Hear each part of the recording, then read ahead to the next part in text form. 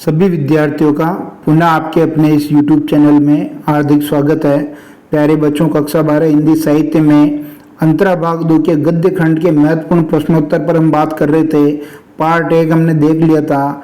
आज का ये वीडियो पार्ट 2 है, जिसमें पाठ संख्या 4 से आगे तक जो भी आपके सिलेबस में पार्ट है उनके महत्वपूर्ण प्रश्नोत्तर के बारे में बात करेंगे।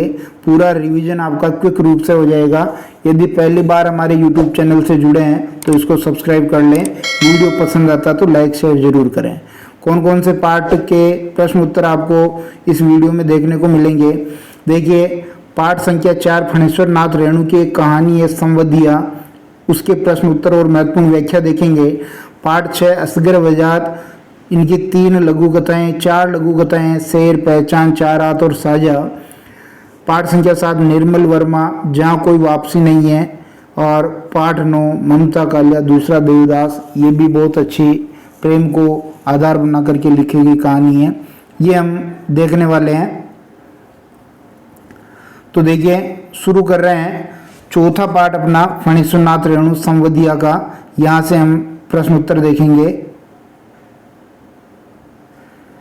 पहला ही प्रश्न है, हरगोविंद को अचरज क्यों हुआ? अचरज का मतलब आश्चर्य क्यों हुआ? आपको पता है कि बड़ी बहू ने जब हरगोविंद को बड़ी हवेली बुलाया था तो उसे बड़ा आश्चर्य हुआ था। उसका कारण क्या था कि बड़ी बहुरिया के बुलाने पर हरगोविंद को अचरज हुआ, आश्चर्य हुआ, क्योंकि वह जानता था कि अब गांव-गांव में डाकघर खुल गए हैं। भाई, संवदिया का काम क्या? संवाद पहुंचाना। और जब संवाद ले जाने के लिए, अपनी सूचनाएं ले जाने के लिए डाकघर खुल गए हैं तो अब संवदिया को कौन पूछने वाला है? ऐसे में भी जब संवदिया को उसके घर बुलाया गया है, बड़ी हवेली बुलाया गया है, तो निश्चित रूप से कोई गुप्त संदेश ले जाना होगा।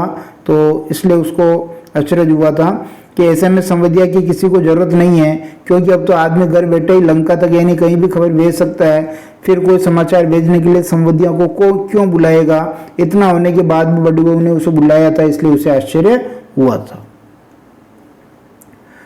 दूसरा प्रश्न देखिए, बड़े भैया के मरने के बाद बड़ी हवेली की क्या स्थिति हुई?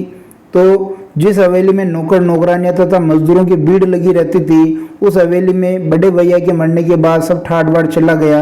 बाकी 3 भाइयों ने हवेली का बंटवारा कर दिया और शहर चले गए। अब यहाँ कोई नहीं रहता है, मतलब बड़ी बहू रहती है, उसके अलावा कोई नहीं रहता है। अब ये नाम मात्र की हवेली रह गई है।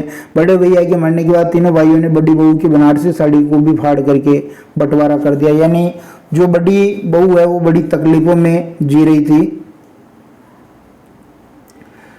तीसरा प्रश्न इंपॉर्टेंट है, काबुली कायदा का नाम सुनते ही मोदियन क्यों तमक जाती है? तो सबसे पहले देखेंगे कि काबुली कायदा किसे कहते हैं। एक ऐसा कायदा, रीति रिवाज, परंपरा जो काबुल के लोगों ने बनाई, वो काबुली कायदा है। कि काबुल से आए व्यक्ति के द्वारा बनाए गए नियम कानून काबुली कायदा कहलाते हैं। हरगोविंद के गांव में काबुल से एक व्यक्ति उधार कपड़ा देने आता था। गुल मोहम्मद आगा उसका नाम था। ये मोदियन के ओसारे में दुकान लगाता था। वह जब उधार कपड़ा देता तो बड़ी विनम्रता से बात करता है, मीठा मीठा बोलता, और उधार का पैसा मांगता तो जुल्म की हद पार कर 1 के 2 वसूलता था, यानी बुरा भला कहता था। तो गांव वालों ने एक बार उसकी धुलाई कर दी। एक बार गांव वालों ने गुल मोहम्मद आगा को जोरदार पीट दिया। तभी से मोदियन काबुली कायदा का नाम सुनते ही तमक जाती थी। मोदियन भी बड़ी बहू को भला बुरा कह रही थी, ये भी काबुली कायदे की तरह पैसा मांग रही थी। यानी वही पैटर्न अपना रही थी जो गुल मोहम्मद आगा ने अपनाया था। तब से ये जो मोदियन है इस काबुली कायदा नाम से तमक जाती थी, चिढ़ जाती थी। चौथा प्रश्न देखिए, बड़ी बहू ने संवदिया को जो संवाद कहे उसको लिखिए। क्या क्या संवाद कहे थे? बड़ी बहू ने संवदिया से कहा कि मेरी माँ को जाकर के कहना कि और कितना कड़ा करूं दिल। माँ से कहना मैं भाई भाभीियों की नौकरी करके पेट पालूंगी, बच्चों की जूठन खाकर एक कोने में पड़ी रहूंगी, लेकिन यहाँ अब नहीं रह सकूंगी। कहना यदि माँ मुझे यहाँ से नहीं लेके जाएगी तो मैं किसी दिन गड़ा बांधकर पोखरे में डूब मरूंगी। यानी जो तालाब होता है छोटा, उसको कहा है।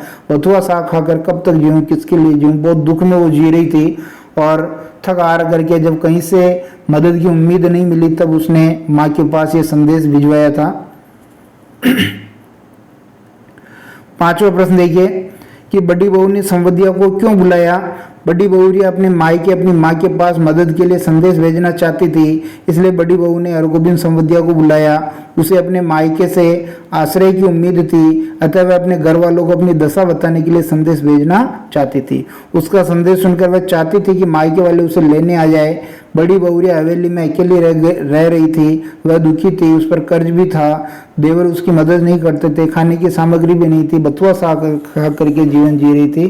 तो कहीं ना कहीं उसको ये उम्मीद थी कि अगर मैं मेरे मायके संदेश भेजूंगी तो मुझे वहां से मदद मिल जाएगी। छठा प्रश्न देखेंगे कि बड़ी बहू किसके साथ संवाद भेजती और क्यों, या फिर इस प्रश्न को ऐसे भी पूछा जा सकता है कि बड़ी बहुरिया अपने मायके संदेश क्यों भेजना चाहती थी। उत्तर लिखेंगे बड़ी बहू हरगोविंद संवदिया के साथ संवाद भेजती है क्योंकि बड़ी बहुरिया हवेली में अकेली रह रही थी, दुखी थी। ये सारी बातें ऊपर आ चुकी है, तो ये रिपीट है, उत्तर देख लें। सातवां प्रश्न, हरगोविंद ने वापस आकर बड़ी बहू से क्या कहा और क्यों। तो हरगोविंद जब संवाद लेकर के उसके मायके जाता तो आपको पता है कि वो संवाद कह नहीं पाता और वापस आ जाता है। तो हरगोविंद ने वापस आकर बड़ी बहू से कहा कि तुम गांव छोड़कर मत जाओ, मैं बेटा बनकर तुम्हारी सेवा करूंगा।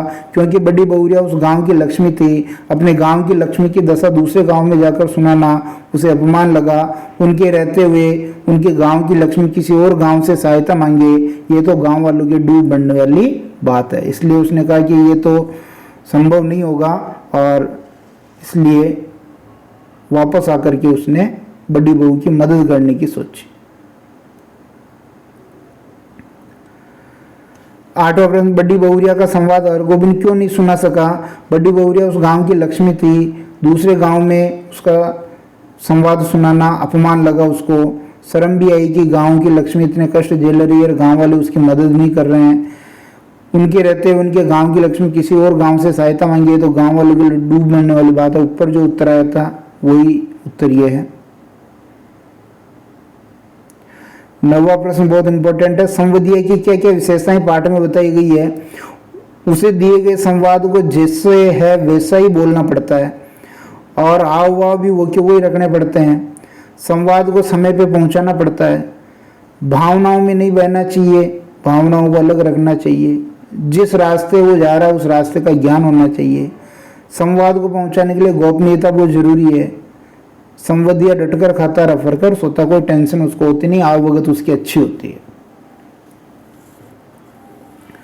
10वां प्रश्न देखिए, संवदिया कहानी के आधार पर बड़ी बहू का चरित्र चित्रण कीजिए।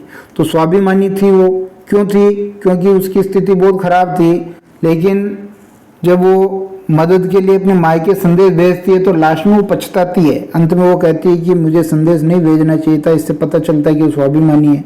मेहनती यही है क्योंकि बड़े हवेली में नौकर नहीं थे, सारा काम वो खुद करती थी।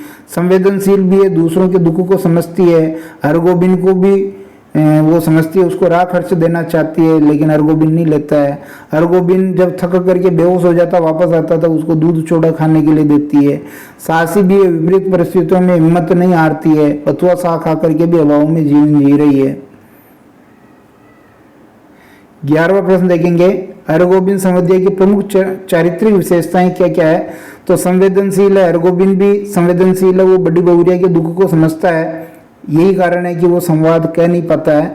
स्वाभिमानी भी है, राह खर्च देती है बड़ी बहू तो उसको लेने से मना कर देता है वो। आत्मीयता है और आत्मीयता के कारण ही वह दूसरों के दुख को अपना दुख समझता है, खर्च नहीं लेता है। निश्चल भी है, वापस लौटने के बाद बिना किसी स्वार्थ के बड़ी बहू का बेटा बन करके उसकी सेवा करने का वचन देता है। सहृदय है, संदेश पहुंचाने में सहृदयता का परिचय भी देता है। होशियार तो यही है।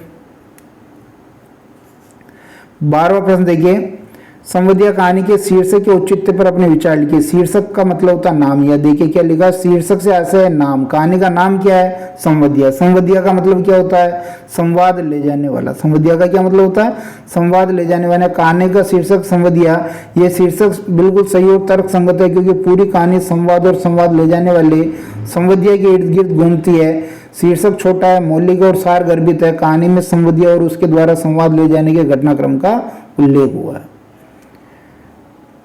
13वां प्रश्न देखेंगे कि संवदिया के बारे में गांव के लोगों की क्या धारणा थी। गांव वालों के मन में धारणा है कि संवदिया जो एक कामचोर व्यक्ति होता है, निठल्ला होता है, पेटू होता है और औरतों का गुलाम होता है, और जिसके पास कोई काम नहीं होता वो संवदिया बन जाता है, क्योंकि फ्री फोकट में खाना मिलता है। संवदिया को लोग औरतों का गुलाम भी कहते हैं, क्योंकि ये औरतों का संदेश ले जाए, गांव की बहू बेटियों का संदेश ले जाता है। ये महत्वपूर्ण प्रश्न थे। कुछ इंपॉर्टेंट व्याख्याएं हैं जिसमें आपको प्रसंग लिखना, संदर्भ लिखना, व्याख्या और विशेष भी लिखना है। तो ध्यान दीजिए, बड़े भैया के मरने के बाद, तो ध्यान दीजिए ये जो अंश है आपकी संवदिया कहानी से, फणीश्वर नाथ रेणु आंचलिक कथाकार उपन्यासकार इसके लेखक हैं। और यहाँ जो बड़े भैया की मृत्यु के बाद जो बड़ी हवेली में जो परिस्थितियां बनी उसका वर्णन है। फिर देखिए दूसरा जो ये अंश है ये संवदिया की विशेषताओं के बारे में है कि संवदिया कौन बन सकता है, क्या उसकी विशेषताएं होती है और वो क्या काम करता है उसके बारे में। संवदिया कहानी जो फणीश्वर नाथ रेणु के द्वारा लिखी गई है उसके बारे में है ये। तीसरा देखिए, और कितना कड़ा करूं दिल, यानी जो बड़ी बहू है संवदिया को कौन सा संदेश अपने मायके अपनी माँ के पास भिजवा रही है उसके बारे में यहाँ उल्लेख है कि अगर माँ ने मदद नहीं की तो वो क्या कर बैठेगी। चौथा देखिए, जलपान करते समय हरगोविंद को लगा बड़ी बहुरिया दालान पर बैठी उसकी राह देख रही है, भूखी प्यासी, रात में भोजन करते समय तो भोजन उसको वहाँ अच्छा नहीं लगता है, भोजन खाता ही नहीं है क्योंकि बड़ी बहू का दुख उसे बार बार कचोटता है, तो उसके बारे में यहाँ वर्णन है। पांचवा देखिए, हरगोविंद ने कुछ नहीं खाया, खाया नहीं गया, तो ये भी वहीं से लिया गया है कि जब जो बड़ी बहू है उसके मायके में हरगोविंद की खातिरदारी की जाती है तो उसको भोजन वगैरह खूब अच्छा उसका जो मान मनवार की जाती है, अवगत की जाती है, लेकिन चूंकि बड़ी बहू का दुख था इसलिए उसे कुछ भी खाया नहीं गया था, नींद भी नहीं आई उसको। छठा देखेंगे, लेकिन ये कहाँ चला आया हरगोविंद, ये वापस लौटा। आपको पता है कि पैदल पैदल आता है 10 कोस ये, और फिर बीच में थोड़ा जब दूर रह जाता है तब उसके जो चक्कर आने लग जाते हैं, गिर जाता है, और अंत में किसी तरह से वो बड़ी हवेली पहुंच जाता है। तो यहाँ वो वर्णन है कि जब आंखें चकराती है तो उसको क्या चीज क्या नजर आती है उसके बारे में है। अगला पार्ट असगर वजात का लघु कथाएं 4 इसमें लगा रखी है, बहुत ही इंपॉर्टेंट पार्ट है, एक बड़ा प्रश्न 100% यहाँ से आने की संभावना है। तो शेर लघु कथा में शेर को किसका प्रतीक बताया और उस वह ऊपर से देखने में कैसा प्रतीत होता है। यह भी प्रश्न ऐसे भी पूछा जा सकता है, शेर लघु कथा के माध्यम से लेखक क्या समझाना चाहते हैं। या फिर प्रश्न ऐसे भी पूछा जा सकता है कि शेर लघु कथा के माध्यम से लेखक ने किनके ढोंग पर प्रहार किया। तो उत्तर लिखेंगे, लघु कथा जो शेर है, इस शेर को एक ऐसी व्यवस्था और सत्ता का रूप बताया है जो अलग अलग प्रकार का लालच देकर आम आदमी को अपनी ओर आकर्षित करती है। विरोध नहीं करने तक सत्ता खामोश रहती है, लेकिन जैसे ही विरोध करते हुए हमें कुचलने का प्रयास करती है। लेखक ने शेर के माध्यम से सुविधा भोगियों, छद्म क्रांतिकारियों, अहिंसावादियों और सह अस्तित्ववादियों के ढोंग पर प्रहार किया है। ऊपर से देखने पर शेर अहिंसावादी, न्यायप्रिय और बुद्ध का अवतार प्रतीत होता है। बहुत इंपॉर्टेंट प्रश्न है ये। दूसरा प्रश्न देखेंगे, पहचान लघु कथा में राजा को किस प्रकार की प्रजा पसंद आती है। तो राजा को ऐसी प्रजा पसंद आती है जो अंधी हो, बहरी हो और गूंगी हो। क्यों? ऐसी प्रजा राजा का विरोध नहीं कर सकती, राजा के अत्याचारों को देख नहीं सकती और राजा से कोई प्रश्न नहीं कर सकती। राजा आसानी से निरंकुश होकर शासन कर सकता है, इसलिए। अगला प्रश्न देखिए, राजा ने कौन से हुक्म निकाले। तो 3 हुक्म निकाले। आपको पता है कि सबसे पहले उसने कहा कि प्रजा अपनी आंखें बंद कर ले। राजा के इस हुक्म में ये अर्थ था कि राजा द्वारा किए जा रहे अत्याचार और शोषण को कोई देख नहीं सकता, क्योंकि आंखें बंद रहेगी तो देखेगा कौन। राजा अपनी मनमानी कर सकता है। प्रजा अपने कानों में पिघला शीशा डलवा ले, कान बंद करवा दे, उससे क्या होगा, उससे कोई भी जो है राजा की बुराई कर रहा है, जो राजा की विरोधी है, उनकी बातें वो सुन नहीं पाएंगे। और प्रजा अपने मुंह को सिलवा ले या मुंह बंद रखे, इसका मतलब है विरोध करने की क्षमता समाप्त हो जाएगी। चौथा प्रश्न देखेंगे, साझा लघु कथा में हाथी किसका प्रतीक है, वह किसका शोषण करता है। यह प्रश्न ऐसे भी आ सकता है, साझा लघु कथा में किसकी दयनीय स्थिति का वर्णन है। तो साझा लघु कथा में हाथी समाज के पूंजीपति, धनाढ्य और प्रभुत्वशाली वर्ग का प्रतीक है। किसानों की जमीन हड़प कर उनका शोषण करना ही इनका उद्देश्य है। इस लघु कथा में किसानों की दयनीय स्थिति का वर्णन है। फिर आगे देखिए 5वां प्रश्न, शेर के मुंह में कौन कौन से जानवर जा रहे थे और क्यों? तो शेर के मुंह में सबसे पहले गधा जा रहा था, जो मुफ्त घास के मैदान में घास खाना चाहता था, इसलिए जा रहा। कामचोर है ये। बेरोजगार लोमड़ी नौकरी की अर्जी जमा कराने के लिए वहां जा रही थी, बेरोजगारी बढ़ रही, इस पर भी व्यंग्य है। उल्लू स्वर्ग प्राप्ति यानी मोक्ष के लिए जा रहा था। और कुत्तों का समूह बिना सोचे समझे अंधानुकरण करता हुआ स्वेच्छा से शेर के मुंह में जा रहा था। तो ये व्यंग्य है एक तरह से कि आज लोग मुफ्त की चीजों के लिए जो है कुछ भी करते हैं, तो एक तरह से व्यंग्य किया है यहाँ।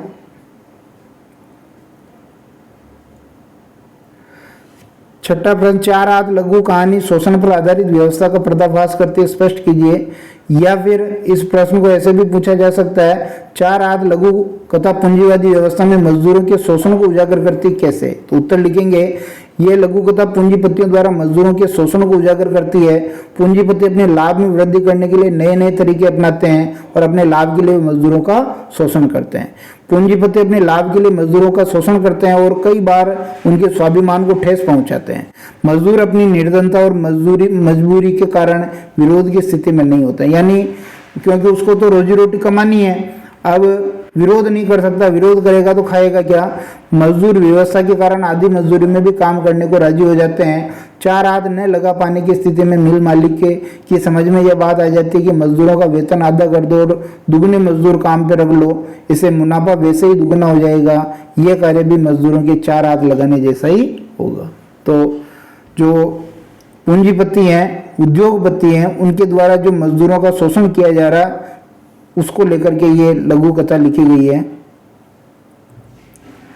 7वां प्रश्न देखेंगे कि मजदूरों को 4 हाथ देने के लिए मिल मालिक ने क्या क्या काम किया और उसके क्या परिणाम निकले। एक मिल मालिक ने अपना मुनाफा बढ़ाने के लिए मिल के मजदूरों के 4 हाथ लगाने की एक योजना बनाई।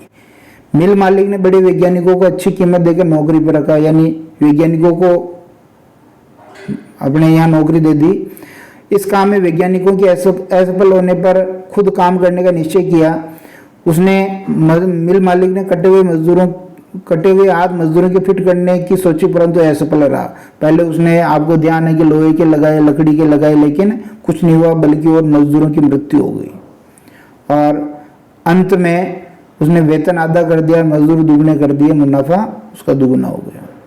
इसके बाद देखिए कुछ महत्वपूर्ण व्याख्याएं हैं जो आपको आनी चाहिए। मैं तो शहर से या आदमियों से डरकर जंगल की ओर भाग रहा था। तो ये जो शेर लघु कथा है असगर वजाद द्वारा लिखी गई, जिसमें शेर व्यवस्था और सत्ता का प्रतीक बताया गया है और वो तब तक ही खामोश रहता है जब तक आप उसकी आमे आम मिलाएंगे। जिस दिन विरोध करेंगे वो आपको मारने पर उतारू हो जाएगा। तो व्यंग्य किया है सत्ताधारियों पर, ढोंग करने वालों पर, ऐसा लिखेंगे। दूसरी व्याख्या देखिए, कुछ दिनों के बाद मैंने सुना कि शेर अहिंसा का जबरदस्त समर्थक हो गया। ये भी उस शेर लघु कथा में से ही है। तो किस प्रकार शेर दिखावा करता है, लोगों को बेवकूफ बनाता है, जानवर बेवकूफ बन करके उसके मुंह में जाते हैं, उसका शिकार बन जाते हैं, उसके बारे में है। तीसरा प्रश्न देखेंगे, राजा ने हुक्म दिया कि उसके राज में सब लोग अपनी आंखें बंद रखेंगे ताकि उन्हें शांति मिलती रहे। तो ये आपके जो लघु कथा है उस लघु कथा से लिया गया, जिसमें राजा प्रजा को हुक्म देता है और प्रजा उसका हुक्म मानती है। फिर आगे देखिए,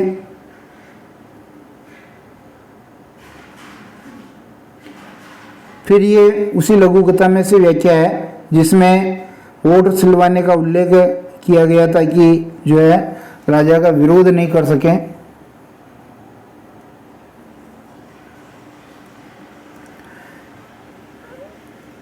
ये मजदूरों के शोषण की कहानी है। 4 हाथ लघु कथा में से ये अंश लिया गया है। ऊपर आ गया था, प्रश्नों को पढ़ लिया हमने। फिर आगे देखिए 7वां पार्ट आपके निर्मल वर्मा का, जहाँ कोई वापसी नहीं। ये एक तरह से यात्रा वृत्तांत है। जहाँ कोई वापसी नहीं यात्रा वृत्तांत में किस समस्या को उजागर किया गया, बहुत इंपॉर्टेंट प्रश्न है। इस पार्ट में लेखक ने पर्यावरण संबंधित सरोकारों के साथ साथ विकास के नाम पर पर्यावरण विनाश से उपजी मनुष्य की विस्थापन संबंधी समस्या को विचित्रित नहीं चित्रित किया है, गलत शब्द हो गया थोड़ा सा, गलत चित्रित किया है। बहुत इंपॉर्टेंट प्रश्न है, ये आपको आना चाहिए। फिर आगे देखिए, मूक सत्याग्रह कौन कर रहे थे और क्यों? तो अमजर गांव में आम के पेड़ मूक सत्याग्रह कर रहे थे क्योंकि अमरोली प्रोजेक्ट के अंतर्गत नवा गांव के अन्य गांव उजाड़ दिए जाएंगे। इसी के अंतर्गत ये अमजर गांव भी आ रहा था। यहाँ के लोग विस्थापित हो जाएंगे, इसी कारण अमजर गांव में सूनापन है। अमजर का शाब्दिक अर्थ है जहाँ आम जड़ते हैं। तीसरा प्रश्न देखेंगे, सिंगरौली को वैकुंठ और काला पानी क्यों कहा गया है? या फिर ये प्रश्न ऐसे भी आ सकता है कि सिंगरौली की उर्वरा भूमि उस इलाके की संपदा ही उसके लिए अभिशाप बन गई। कैसे? तो सिंगरौली अपने प्राकृतिक सौंदर्य के कारण वैकुंठ कहलाता था। सिंगरौली खनिज पदार्थों से भरपूर पहाड़ी क्षेत्र है जो चारों ओर से घने जंगलों से घिरा हुआ है। इन जंगलों के कारण यहाँ यातायात के साधन विकसित नहीं थे। यातायात के अभाव कमी के कारण, घने जंगलों के खतरों के कारण यहाँ लोग न अंदर जाते थे और न बाहर आने का जोखिम उठाते थे। कहने का भाव यह है कि आवाजाही नहीं थी, कनेक्टिविटी नहीं थी। इन परिस्थितियों के चलते सिंगरौली देश के अन्य भागों से कटकर अकेलेपन का शिकार हो गया था। इसलिए इसकी तुलना काला पानी से की है। इस इलाके की संपदा कोयला के कारण यहाँ प्रोजेक्ट स्थापित कर लोगों को विस्थापित किया गया, जो अभिशाप हो गया इसके लिए। आधुनिक भारत के नए शरणार्थी किन्हें कहा गया और क्यों? वेरी वेरी मोस्ट है ये तो। आधुनिक भारत में औद्योगिकरण की आंधी ने सिंगरौली के नवा गांव क्षेत्र के अनेक गांव के लोगों को उनके घर तथा परिवेश से उखाड़कर सदा के लिए निर्वासित कर दिया, विस्थापित कर दिया। अभी ये लोग भी अनेक शरणार्थियों की तरह यहाँ भटक कर शरण की राह देखेंगे। लेखक ने इन्हीं विस्थापित लोगों को आधुनिक भारत के नए शरणार्थी कहा है। उसके बाद देखिए पांचवा प्रश्न, प्रकृति के कारण विस्थापन और औद्योगिकीकरण के कारण विस्थापन क्या अंतर है? मुख्य अंतर क्या क्या है तो देख लेते हैं। जो प्राकृतिक रूप से जो विस्थापन होता है वो प्रकृति द्वारा दिया जाता है, जबकि औद्योगिकीकरण के कारण जो विस्थापन होता है वो सोची समझी नीतियों के द्वारा होता है। प्राकृतिक विस्थापन में कोई स्वार्थ नहीं होता, जबकि इसमें स्वार्थ होता है औद्योगिकीकरण वाले विस्थापन में। औद्योगिकीकरण के कारण विस्थापन को पूंजीपति और उद्योगपति लोग विकास का नाम देते हैं, जबकि प्राकृतिक विस्थापन का ऐसा कोई नाम नहीं होता है। और प्राकृतिक विस्थापन के कारण लोग घर परिवेश को छोड़कर कुछ समय के लिए चले जाते हैं और सामान्य स्थिति होने पर वापस लौट आते हैं। लेकिन औद्योगिकीकरण के कारण जो विस्थापन होता है वो सदा के लिए बेघर हो जाते हैं, वापस लौटने की कोई उम्मीद नहीं होती है। फिर आगे देखिए छठा प्रश्न कि सिंगरौली क्षेत्र में लोग किस किस कारण से विस्थापित हुए? तो सिंगरौली क्षेत्र में रिहंद बांध बना, उस कारण सेंट्रल कोल फील्ड बना, उस कारण national super thermal power corporation के कारण, और अमरोली पावर प्रोजेक्ट के कारण जो वहाँ लोगों को विस्थापित किया गया। बहुत इंपॉर्टेंट प्रश्न है, वेरी वेरी मोस्ट कहूंगा मैं तो इसको। स्वातंत्र्योत्तर भारत की सबसे बड़ी ट्रेजेडी यही है कि क्या है प्रश्न? स्वातंत्र्योत्तर भारत की सबसे बड़ी ट्रेजेडी क्या है? तो सबसे बड़ी ट्रेजेडी यह है कि हमारे देश के पश्चिमी शिक्षित सत्ताधारियों को ध्यान योजनाएं बनाते समय प्रकृति, मनुष्य और संस्कृति के बीच के नाजुक संतुलन को नष्ट होने से बचाने की तरफ कभी नहीं गया। नकल में अकल नहीं रखी। जो पश्चिमी देशों का जो मॉडल था उसको आंख बंद करके अपना लिया। पश्चिम ने कभी प्रकृति की परवाह नहीं की और मनुष्य का जो संबंध प्रकृति के साथ था उसको बचाने की कभी परवाह नहीं की। और हमने भी उसी नकल को अपनाया, तो हमने भी वैसा ही काम कर दिया। वे केवल पश्चिम की देखा देखी और नकल में उन देशों के मॉडल को अपनाकर विस्थापन और पर्यावरण संबंधी समस्याओं को उत्पन्न करते गए। वे चाहते तो प्रकृति को बचाते हुए विकास का अपना अलग मॉडल बना सकते थे, पर उन्होंने ऐसा नहीं किया। यही स्वतंत्रोत्तर भारत की सबसे बड़ी ट्रेजेडी है। स्वतंत्रोत्तर भारत यानी आजादी के बाद। आठवां प्रश्न देखिए, औद्योगिकीकरण ने पर्यावरण का संकट क्यों और कैसे पैदा कर दिया है? तो बहुत ही अच्छा प्रश्न है।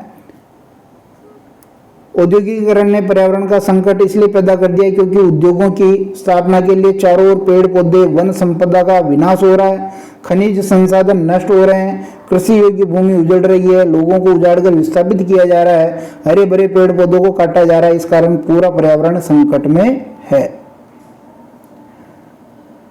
नौवां प्रश्न देखेंगे कि विस्थापितों को कैसी स्थिति का सामना करना पड़ता है। ये बहुत दर्द वरा है कि जो विस्थापित लोग होते हैं उनका दर्द वास्तव में कह नहीं सकते।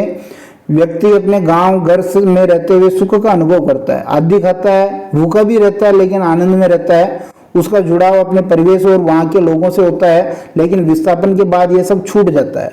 विस्थापित लोग शरणार्थियों की तरह इधर उधर भटकना पड़ता है और शहरों के गंदे वातावरण में जीवन बिताना पड़ता है। जो कभी खेतों का मालिक हुआ करता था उस किसान को मजदूरी करनी पड़ती है। विस्थापितों को अपने मूल निवास की यादें भी सताती है, वे घुट घुट कर जीने के लिए मजबूर होते हैं, उनका जीवन कष्टदायक होता है। 10वां प्रश्न देखेंगे, ये भी बहुत ही अच्छा प्रश्न है कि विकास का ये उजला पहलू अपने पीछे कितने व्यापक पैमाने पर विनाश का अंधेरा लेकर के आया, इसमें निहित पीड़ा को बताना। तो उजला पहलू किसको कहा है? जो विकास हो रहा है और उद्योग धंधे स्थापित हो रहे हैं उसको उजला पहलू कहा है। विनाश जो पर्यावरणीय समस्या आ रही है और विस्थापन की समस्या उसको विनाश का। उत्तर देखते हैं, औद्योगिकीकरण की आंधी को विकास का उजला पहलू कहा गया है। औद्योगिकीकरण ने पर्यावरण का संकट इसलिए पैदा कर दिया क्योंकि उद्योगों की स्थापना के लिए चारों ओर पेड़ पौधे, ये भी ऊपर आ गई ये लाइन, काटा जा रहा है, संकट में और शहरों के गंदे वातावरण में जीवन बिताना पड़ता है, कष्टदायक हो गया, इसलिए इसको जो है विनाश का अंधेरा कहा। ये विकास नहीं है, विनाश है, क्योंकि प्रकृति को हम नष्ट कर रहे हैं। अब कुछ गद्यांश देखेंगे जिनकी सप्रसंग व्याख्या आपको करनी है। मेरे लिए एक दूसरी दृष्टि में भी यह अनूठा अनुभव था, लोग अपने गांवों से विस्थापित होकर के कैसी अनाथ और उन्मूलित जिंदगी बिताते हैं। तो ध्यान दीजिए, ये जहाँ कोई वापसी नहीं, निर्मल वर्मा के यात्रा वृत्तांत से लिया गया। लेखक जब अमरोली प्रोजेक्ट के तहत जो विस्थापित लोग हुए थे उनको देखने के लिए, हालचाल जानने के लिए जब उस क्षेत्र का दौरा करते हैं तब ये उनके भाव हैं। दूसरा गद्यांश देखिए, ये समूचा दृश्य इतना साफ और सजीव है, ये इसमें वहाँ के क्षेत्र की, वहाँ की आबादी की, वहाँ के जानवरों की, वहाँ के जो भी पशु हैं उनके बारे में यहाँ वर्णन किया गया है। जो अमजर गांव है, अमरोली पावर प्रोजेक्ट के तहत कैसे वो नवा गांव के आसपास के गांव सब उजड़ जाएंगे उसके बारे में है, किस तरह से वो विस्थापित हो जाएंगे। बहुत ही इंपॉर्टेंट व्याख्या ऊपर अभी हमने प्रश्न में पढ़ी थी कि ये लोग आधुनिक भारत के शरणार्थी हैं, तो ये बहुत ही इंपॉर्टेंट व्याख्या है, इसको आप जरूर तैयार करें।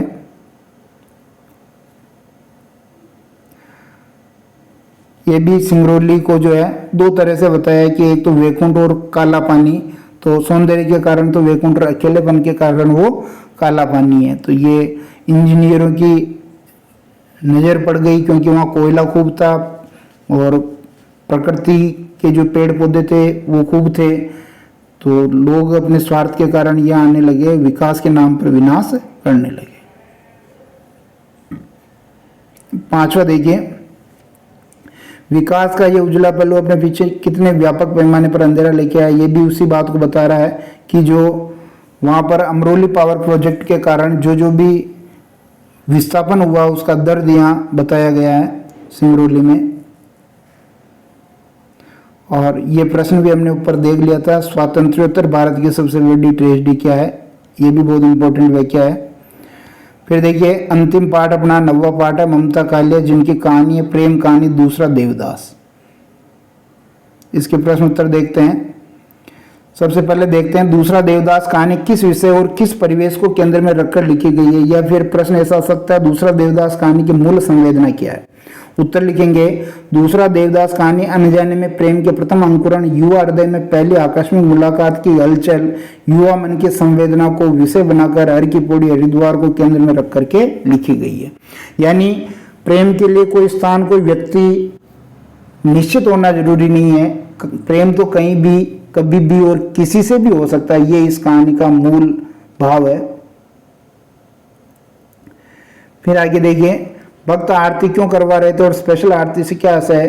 कोई पिंडदान करवा रहा था, कोई दादी बाबा पहला पोता होने की खुशी में आरती करवा रहा था, तो कोई नई बहू आने की खुशी में आरती करवा रहा था। कुछ भक्तों ने 101 और 151 की आरती बोल रखी थी जो स्पेशल आरती थी, वहाँ हर मंदिर पर गंगा जी का प्राचीन मंदिर लिखा हुआ था, दीप जल रहे थे, संध्या के समय आरती का एक मनोरम दृश्य बन गया था। उसके बाद देखेंगे तीसरा प्रश्न कि गंगा पुत्र किसे कहा गया और क्यों। तो गंगा पुत्र वे कहलाते जो गंगा मैया को अर्पण किए गए पैसों को गंगा जी की धाराओं के बीच में से निकाल करके लाते हैं। लोग गंगा नदी पर पैसे डालते हैं, गंगा पुत्र उन पैसों को गंगा जी के बहते जल से बाहर निकालते हैं। ये कार्य बहुत जोखिम भरा होता है। गंगा जी का जल का प्रवाह कब इंसान को निकल जाए, बहुत तेज प्रवाह होता है, कहा नहीं जा सकता है। इस काम में जितना जोखिम होता है उतनी कमाई नहीं होती है, क्योंकि सिक्के कितने इकट्ठे कर लेगा, लेकिन उनके पास कोई चारा नहीं है, उन्हें बेहोश होकर ये काम करना पड़ता है। इस आधार पर हम कह सकते हैं कि उनका जीवन परिवेश बहुत अधिक अच्छा नहीं होगा। चौथा प्रश्न देखिए, भक्तों के चेहरे पर खर्च का मलाल क्यों नहीं है। कुछ खर्च होते हैं जो सुखदायी होते हैं, और जो जहाँ सुख मिल रहा हो वहाँ पैसा खर्च करते हैं तो उस पर मलाल नहीं होता है। खर्च हुआ पर भक्तों के चेहरे पर कोई मलाल नहीं। कई खर्च सुखदायी होते हैं। 101 रुपये 151 रुपये की स्पेशल आरती पहला पोता होने की खुशी और नई बहू आने की खुशी में करवाई जा रही है, इसलिए लोग इनमें खुशी खुशी खर्च करते हैं और आरती करवाते हैं। पांचवा देखिए, केबिल कार में आते समय संभव के साथ कौन से दो आश्चर्य एक साथ घटे। तो पहला आश्चर्य तो वो घटा कि जो बच्चा उसको हर की पौड़ी हरिद्वार पर मिला था वही केबिल कार में बैठा नजर आया। दूसरा आश्चर्य ये था कि केबिल कार में वो एक गुलाबी आकृति भी नजर आई जो उसको मंदिर में मिली थी। पतली दुबली श्याम सलोनी गुलाबी आकृति उसको नजर आई थी। ये दो आश्चर्य थे, क्योंकि उसने उम्मीद नहीं की थी कि इन दोनों से वापस मुलाकात हो जाएगी। छठा प्रश्न, वेरी वेरी मोस्ट कहूंगा मैं इसको, मनोकामना का मौन उद्गार इतना शीघ्र शुभ परिणाम दिखाएगा, इसका आशय स्पष्ट कीजिए। और मनोकामना की गांठ भी अद्भुत अनूठी है, इधर बांधो उधर लग जाती है, कैसे। दूसरा देवदास कहानी के आधार पर स्पष्ट कीजिए। तो संभव की दशा तो पारो को पहली बार देखकर पता चल जाती है, लेकिन पारो के मन की दशा का वर्णन उसके द्वारा मन में बोली गई इस पंक्ति से होता है। इससे पता चलता है कि संभव पारो के दिल में पहली मुलाकात में जगह पा गया था। कहने का भाव यह है कि प्रेम दोनों तरफ था, दोनों ओर प्रेम पल रहा था। संभव भी पारो से प्रेम करता था और पारो भी जो मन ही मन संभव को चाहती थी, वह भी संभव से मिलने के लिए बेचैन थी। जितना संभव था यहाँ तक कि संभव से मिलने के लिए उसने संभव की भांति मनसा देवी में मन्नत की चुनरी बांधी थी। संभव को देखकर उसकी मन्नत पूरी हो गई। इससे पता चलता है कि उसकी मनोदशा भी संभव की भांति पागल प्रेमी जैसी थी और वो अपने प्रियतम को ढूंढ रही थी। कहने का भाव ये है कि जो संभव है वो भी वहां धागा बांध करके आता है कि उसको पारो मिल जाए, वो गुलाबी आकृति वाली लड़की मिल जाए, और मिल जाती है। और इधर पारो भी एक चुनरी बांध के आती है मन्नत की कि उसको वो संभव मिल जाए, वो भी मिल जाता। तो यहाँ बताया गया है कि चाहे कोई भी मनोकामना हो, यहाँ पूरी होने में टाइम लगता है, लेकिन यहाँ मनोकामना पूरी होने में कोई भी टाइम नहीं लगा। सातवां प्रश्न देखिए, एकाएक संभव को बिंदी आकर्षक क्यों लगने लगी। प्रेम हो गया था उसको। संभव और पारो की पहली मुलाकात हर की पौड़ी हरिद्वार के एक मंदिर में हुई। संभव को गुलाबी वस्त्र पहने भीगी हुई आकृति वाली लड़की से प्रेम हो गया था। इससे पहले किसी लड़की ने उसके दिल में दस्तक नहीं दी थी। अचानक पारो से मुलाकात होने पर उसे किसी लड़की के प्रति प्रेम की भावना जागरूक हुई थी। बिंदिया से संभव को अपनी प्रेमिका की याद आ जाती है, इसलिए एकाएक संभव को बिंदिया आकर्षक लगने लगी। आठवां प्रश्न देखिए, संभव और पारो की पहली मुलाकात कहाँ और कैसे हुई। संभव और पारो की पहली मुलाकात हर की पौड़ी हरिद्वार में एक मंदिर में हुई थी। लड़का पहले ही वहां खड़ा था, यानी संभव पहले खड़ा था। लड़की यानी पारो बाद में गुलाबी वस्त्र पहने जो भीगे हुए थे वहां आती है और उसके पास में आकर के खड़ी हो जाती है। पुजारी ने ज्ञानतावश उनको पति पत्नी समझता है और उनको जो है आशीर्वाद दे देता है, सुखी रहो, फूलो फूलो, हमेशा साथ आओ, इस प्रकार का आशीर्वाद दे देता है, जिसको सुन करके दोनों अकबका जाते हैं, क्योंकि उनको लगता है कि हम तो पति पत्नी नहीं है और ये आशीर्वाद पति पत्नी के लिए दिया जा रहा है। पंडित जी का ये आशीर्वाद सुनकर दोनों असहज हो जाते हैं। लड़की को अपनी गलती का एहसास होता है और वो, क्योंकि उसने कहा था कि हम कल आएंगे, तो पंडित जी ने देखा कि हम का मतलब ये दोनों पति पत्नी है। वह थोड़ा घबरा गई। दूसरी तरफ लड़का भी परेशान हो गया। उसको लगा कि कहीं ये लड़की उसको ही दोषी न ठहरा दे। 9वां प्रश्न देखेंगे। दूसरा देवदास कहानी अनजाने में प्रेम का प्रथम अंकुरण है, स्पष्ट कीजिए। या प्रेम के लिए किसी भी निश्चित व्यक्ति, समय और स्थिति का होना आवश्यक नहीं है, स्पष्ट कीजिए। उत्तर लिखेंगे तो ध्यान दीजिए, निश्चित व्यक्ति नहीं है, क्योंकि संभव जो है न तो पारो को जानता था न पारो संभव को जानती थी। समय भी निश्चित नहीं है, क्योंकि कभी भी हो सकता प्रेम। तो मंदिर में पहली नजर में इनको प्रेम हो गया था।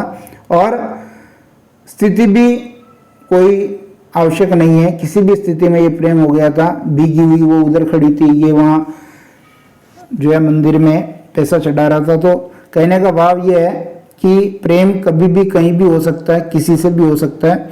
संभव एक नौजवान था, इससे पहले किसी लड़की ने उसके दिल में दस्तक नहीं दी थी। ये देखो, ये ऊपर आ गई थी बात वापस। कुल मिलाकर के संभव जो है उसको पाना चाहता था। पहली बार उसके मन में जो है प्रेम का अंकुरण, प्रेम का बीज जो है उगने लगा था।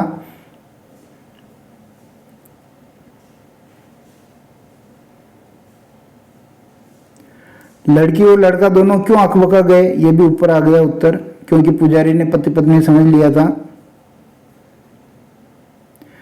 हर की पौड़ी हरिद्वार में गंगा आरती, ये भी ऊपर आ गया। 2-2 रुपए में दोनों बिक रहे। स्पेशल आरती क्यों करवाई जा रही है, नीलांजलि। और 12 प्रश्न है, कहानी के शीर्षक पर के औचित्य पर प्रकाश डालना। कहानी का शीर्षक दूसरा देवदास, इसका मतलब है पहला देवदास और उसकी प्रेमिका और उनके प्रेम जैसी स्थिति यहाँ पर थी। यानी पहला देवदास तो जो वास्तव में देवदास और उसकी प्रेमिका पारो थी, और उनके समान ही इन्होंने प्रेम किया था, इसलिए कहानी का नाम रखा दूसरा देवदास। देवदास जैसे पागल हो गया था संभव भी। जब संभव ने पारो बुआ नाम सुना तो वह देवदास रचना में खो गया। जिस प्रकार देवदास की प्रेमिका पारो थी, वैसे ही यहाँ भी उसकी प्रेमिका पारो ही थी।